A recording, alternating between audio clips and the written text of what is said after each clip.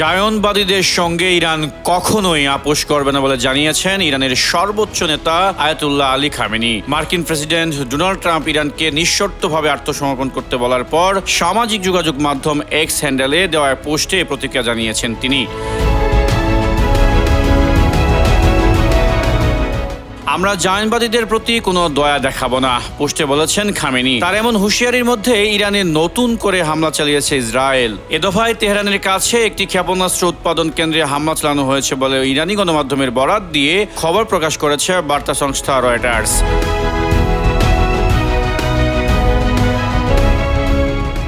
এছাড়া তেহরানের ইমাম হুসেন বিশ্ববিদ্যালয় ও ইসরায়েলি হামলার লক্ষ্যবস্তুতে পরিণত হয়েছে। প্রতিষ্ঠানটির সঙ্গে ইরানের ইসলামিক রেভলিউশনারি গার্ড কর্পসের সম্পর্ক রয়েছে বলে জানা যাচ্ছে। এদিকে মঙ্গলবার রাতে ইরানও নতুন করে ইসরায়েলে হামলা চালিয়েছে। হামলার আগে তেল আবিবের বাসিন্দাদের সরে যেতে বলেন ইরানি কর্মকর্তারা।